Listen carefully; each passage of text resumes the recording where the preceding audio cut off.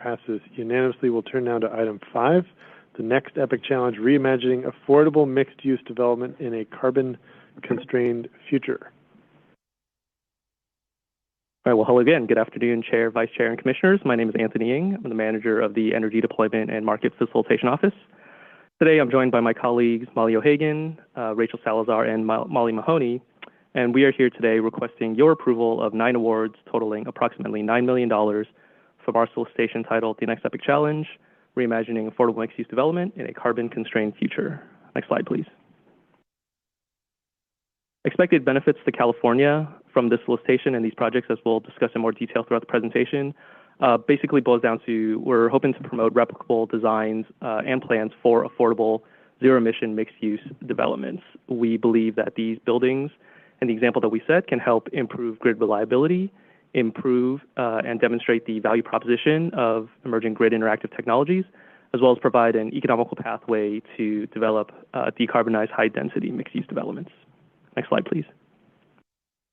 So just as a bit of background, we know that climate change and housing affordability present 2 of the starkest challenges for California today. Mixed-use developments that place residential housing with commercial uses offer an opportunity to increase the rate of housing development without promoting urban sprawl. However, decarbonizing these types of developments, there is not a technical or economically feasible way to do so given today's commercial technologies and standard design and construction practices. Our solicitation, titled The Next EPIC Challenge, is looking to address these challenges by funding a design-build competition that seeks to challenge multidisciplinary teams to design and ultimately construct mixed-use developments that incorporate 4 primary goals. The first is that we want these developments to incorporate the latest cutting-edge clean energy technologies across on-site generation, storage, and load management, leveraging the innovations and funding that we've supported in the EPIC program, for example. We want these buildings and these developments to use innovative tools for planning, designing, and construction. Beyond the energy technologies themselves, we feel like these innovations can lead to lowering the cost and time of planning and building these developments. We want to ensure that these developments are incorporating affordability and equity from the beginning by incorporating and developing sustainable business models that ensure there's a mix of market rate and affordable housing so that these new developments are not gentrifying existing neighborhoods and pushing out existing residents. And lastly, we want these developments to be resistant to the impacts expected of climate change, including the potential for extended power outages. Next slide, please. To ensure that we are achieving our goals, we asked our applicants to respond with, we established a set of minimum site and design requirements. These requirements were developed through extensive collaboration and stakeholder input from entities such as architects, building developers, community-based organizations, technology developers, to ensure that we were both ambitious in our requirements, but also realistic in what the industry could develop. For the site requirements, we wanted to be sure that these developments were mixed use, that they combine housing with some type of retail or some type of commercial activity, be it retail, office space, or recreational activities, for example. We wanted to ensure that a significant portion of the housing that was going to be developed from these plans would be designated both affordable housing as well as reserved for low-income units, again, to ensure that affordability and equity were not forgotten about. And lastly, we ensure that there was some sufficient density, both in terms of minimum housing units as well as residential units per acre, again, to promote the higher density developments that we were aiming for. Next slide, please. For the design requirements, these focus a little bit more on the energy technologies that we're looking to promote through these projects. We wanted these developments to be all electric, including all space, water, heating, and any cooking, including any retail cooking that might happen on the commercial side. We wanted the building to have the ability to island from the grid and the ability to prioritize different loads and to power critical loads indefinitely from the available on-site resources, again, promoting the resiliency. We wanted the building to be able to sustain its peak load demand, defined as demand from the hours of 4 to 9, through the combination of on-site generation, storage, and load management. Again, we want these buildings to be good citizens of the grid. We wanted these buildings to kind of future-proof and incorporate the ability to integrate with aggregation platforms if those continue to propagate and expand where the development ultimately end up being. And of course, we wanted some integration of electric vehicle integration, both with the grid and with the building signals, to ensure that parking that was developed as part of the development would have that capability, 20%, and for all other parking to be EV ready. Next slide, please. These agreements will be executed in a two-phase approach. The 9 projects before you today are all part of the phase 1 design portion. We divvied up 4 groups geographically across the state of California, and in total, 12 projects were selected. 9 is before you for consideration today. The remaining 3 will be brought to the May business meeting. But from these design projects, in a couple of years as they conclude, these 12 projects will then recompete for the potential to receive follow-on funding, up to 1 per geographic group, so that they could receive additional funding to build out the vision that they've designed in the first phase. With that, just wanted to give a brief background on the solicitation. I will hand it over to Molly O'Hagan, who will go over the first set of projects for consideration. So this project is led by Communities for Global Sustainability, which is a group of designers, architects, and community leaders. Will include 120 total units, a community kitchen, pocket park, and a public workforce training center, all located in a designated transit-oriented development zone. The design will use a pre-cut and packed kit of parts to reduce labor costs, wasted time, and materials. And the project will be including a building integrated PV system that generates electricity, while also serving as a weatherproof cladding system that can be fitted on both the roof and vertical walls. So with that, staff recommends approval of these grant agreements, and staff's findings that these projects are exempt from CEQA. This concludes our presentation. Staff is available for questions. Thank you.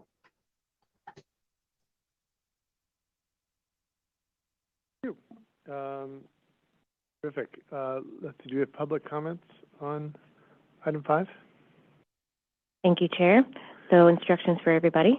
For those in the room, you can go ahead and use the QR codes that are located in the back of the room. You can also reach out to the public advisor located in the back as well.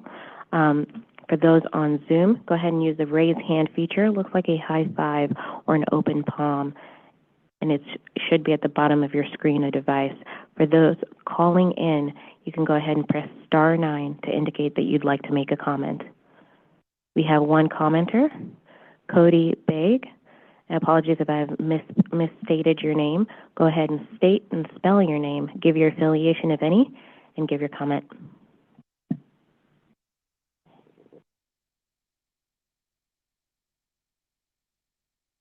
We'll move on.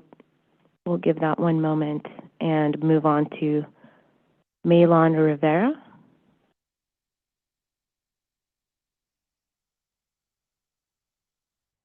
Yes, good afternoon, everyone. Good afternoon, commissioners. My name is Mailon Rivera, Mailon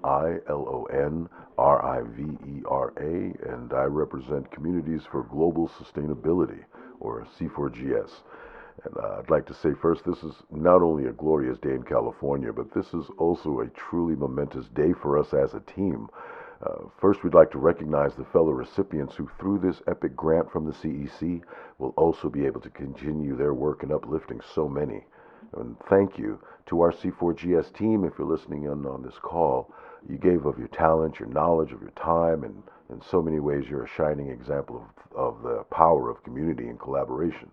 And we are proud to be part of a model of communities taking action towards innovative, affordable housing and normalizing a low-carbon society.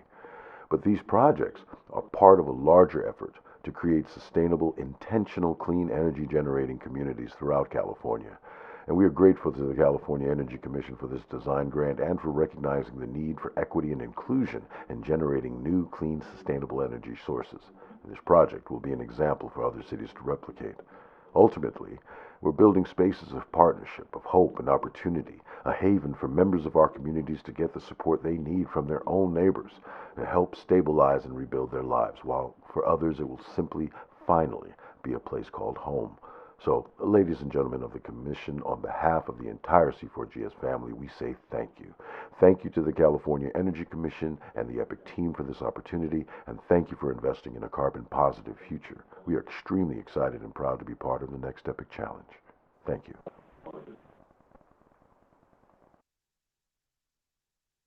Thank you. We'll move on to Alan Wu. Alan Wu, go ahead and state and spell your name. Give your affiliation, if any. Yes, I am a planning commissioner with the city of Santa Ana. I also, for the last 25 years, been with a community action agency that have low-income energy programs that serve low-income community, that helps them to pay their bills because they overuse their energy. And I also chair the low-income oversight board with the community, the CPUC. And with that background and also working in environmental justice and the energy field, one thing I keep seeing as a planning commissioner is that there is low-income housing that are being built in our city of Santa Ana that have good developers with good programs and all that. But what I see missing at the table is the empowerment of low-income community for them to change their lives individually and also for their family and for the community in terms of being included in this green revolution and zero-based carbon living. Doing things for that community because they lack the resources, the knowledge, and frankly, the money to kind of be included is troublesome to me. And just giving it to them as a passive receiver seems to be troubling. However, with the C4Z project, they are including and empowering the residents and making them be deciders as they learn how to use the zero carbon technology and design in their housing. That's something that is bold, that is inclusive, and is different. Normally, as also someone that sits on the Clearinghouse CDFI advisory board, I also noticed that often we investors using tax credit don't think of minority organization. And I hate to use that word because we should see people for their ability, in which case, knowing this group is a very, very smart, intelligent, well thought out group that have created many community partners. And I do want you guys to look at them very carefully in terms of like their ability, the desire, and the responsiveness to the community. I think they would really add as a demonstration that this could be replicated in other communities of color and disadvantaged community. Thank you very much for listening to me. Thank you, Cheryl. We'll move on to Colleen Fitzsimmons. Go ahead and state and spell your name. Give your affiliation, if any. Hi, my name is Colleen Fitzsimmons, spelled COLLEEN-FITZSIMONS, and I'm the executive director at the San Diego Green Building San Diego Green Building Council, and we are super excited to be partners in the Communities for Global Sustainability project here in San Diego. It's a great opportunity for us to build on our mission to educate and inspire and collaborate within our community, while also providing opportunities for our community to put some hands-on experience with these technologies, as well as putting a pilot project into our affordable housing market that shows how we can do zero carbon, all electric building affordably and replicate it across the region and the state. So thank you so much for this grant and this opportunity for our region to really shine. Thanks. Thank you. We'll move on to Steve Guttman. Go ahead and state and spell your name. Give your affiliation, if any. So my name is Steve Guttman. It's STEVEGUTTMANN. Apologies, Steve. We can't hear you very well. Any better? Yes, that's better. Thank you. I'm sorry about that. So do I need to respell my name? No, you can go ahead. Okay. First, Molly, I want to say thank you for that great presentation on, we're hoping we're a case study in a future year. I'm a principal with Guttman and Blaevoet Consulting Engineers in San Francisco, and I'm part of the Communities for Global Sustainability team. I'm also a UCSB graduate, Go Gauchos. I just want to say it is an incredible honor to hear about all these projects and be one of the potential grant recipients amongst this amazing group of people. We are all trying to bend the curve and push the envelope on these new technologies. And, you know, you listed building integrated photovoltaics and prefabrication as part of our project, but we're doing so much more than that, not only demonstrating some emerging and new technologies, but also the heart and soul of this project is about community engagement. I think that the planner from Santa Ana made it clear that we haven't done our job if we're not doing more than just building a carbon neutral building, but actually delivering a service to a community. And the carbon neutral building is sort of, you know, part of that package we're delivering. So I want to express my gratitude and honor for being part of a team. I hope we're successful at being awarded the project, and I look forward to coming back to you with an incredible design. That's all. Thank you. Thank you. We move to Steph Groce. Apologies if I've misstated your name. Go ahead and state and spell your name and give your affiliation, if any. Great afternoon. My name is actually Stephen, but my friends call me Steph, like Curry, but without basketball skills. So you're all welcome to call me Steph. That's StephenGroce. And I will be speaking to you today as an individual, my own person here in the city of San Diego.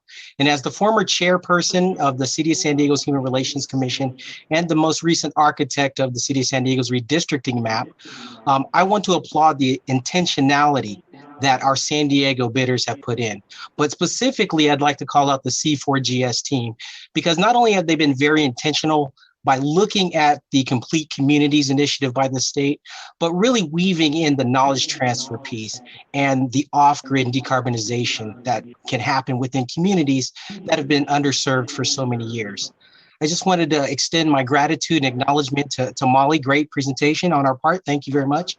And the Energy Commission's commissioners for the tireless work that you do to make sure that California has a carbon neutral future. So thank you very much.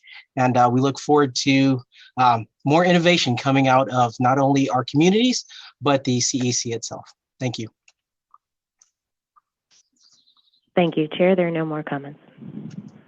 Okay, thank you. Let's go to Commissioner discussion. Commissioner McAllister, go ahead. Yeah. Well, great. Well, wow. Okay, this is awesome. Yeah, I think all of us get our hearts racing a little bit when we're doing such an amazing, compelling group of. We're able to approve and sort of get moving such an amazing group of projects. Thanks to the team, Molly, Anthony, Rachel, and also Molly, right? 2 Mollys? Okay, incredible. Really appreciate your care and presentation for this and walking us through each of these projects. They're different, they're all moving us really steadfastly in the right direction, but they're different and they complement each other and hang together really well as a group. Thanks for everyone who called in. There is some amazing leadership just on the phone right now, piped into the commission, and we're really grateful to have all of you involved in these. Trying to move off pipes, maybe wired into the commission. Sorry. Yeah, exactly. I guess we're getting away from pipes.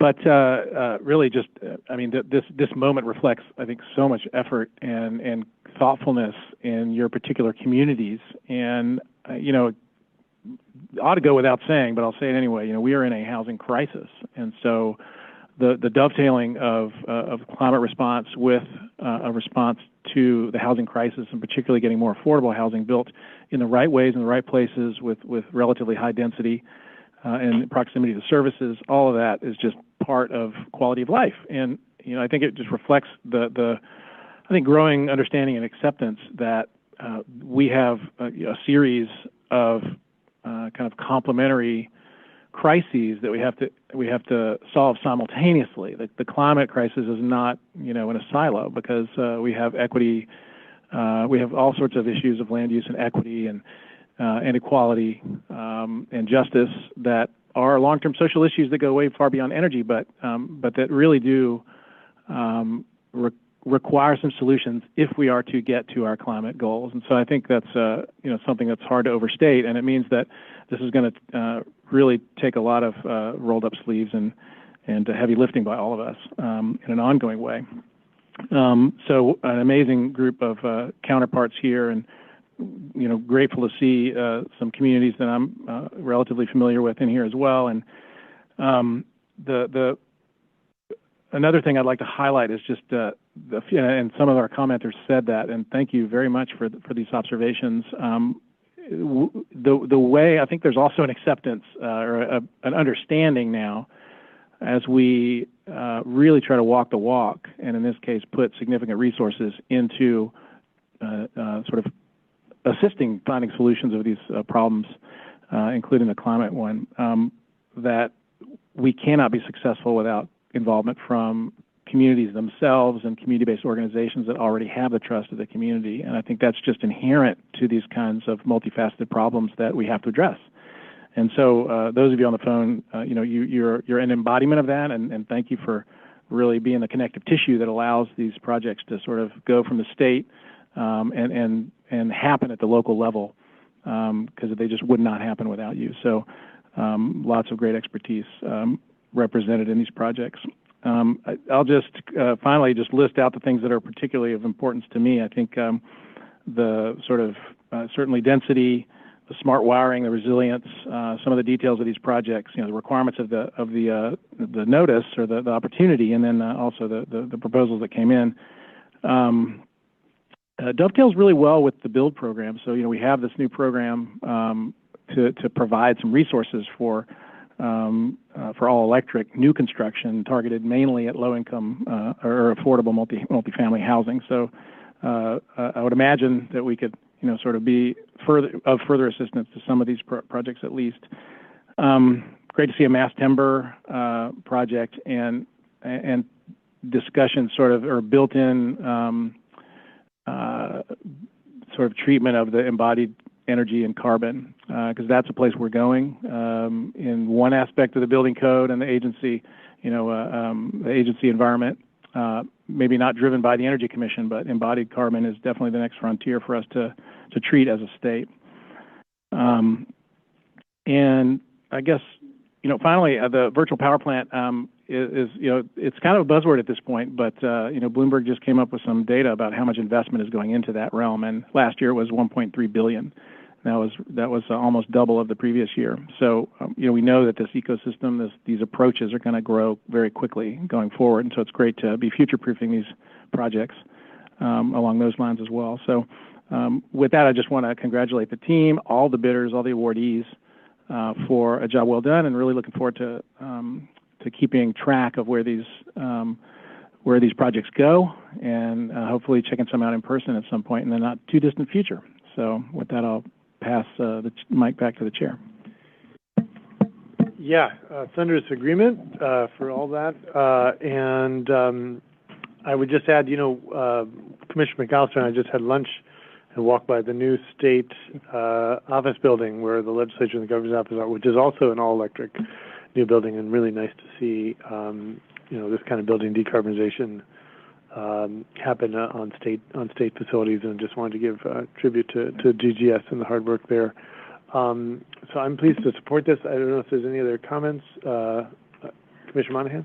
I'll be very brief, but I just want to congratulate the team and also say, when we talk about equity, like I get frustrated when we say, oh, it's located in a disadvantaged or low-income community. Check the box, we've done it. And I want to say this ain't no check the box. Like these are really thoughtful, just really exciting to see this integration of affordable housing, which is so critical right now. I mean, the situation that we're facing on the streets with a lot of families not having a place to live, I mean, it is such a crisis. So the fact that we're addressing R&D, which you don't think of as like really touching people's lives in a direct and intimate way, and this does. So just great projects, really exciting. Vice Chair Gunda? Yeah, just want to thank Anthony, Molly, and Rachel. Thank you so much for the presentation, and also I think Eric, for your leadership over the years on the market facilitation side. Thank you so much, and it's great projects as Commissioner McAllister mentioned, and Commissioner Monahan. I think it just shows a diversity of projects that can really set up a template for future. I mean, there's like so many things that go into here that are not off the shelf. So having some diverse options moving forward would really benefit our state. And I think building decarbonization is a huge effort that we have, and really looking forward to continuing to learn from you all. Thank you so much for your wonderful work. All right, thank you, everybody. Unless there's further comments, Commissioner McAllister, would you be willing to move item 5? I move item 5. And Vice Chair Gunda, would you be willing to second? Second item 5. All in favor say aye. Commissioner McAllister? Aye. Vice Chair Gunda? Aye. Commissioner Monahan? Aye. And I vote aye as well. Commissioner Vaccaro had to depart for another meeting, so that item passes 4-0. We already adopted item 6, so we'll turn now to item 7.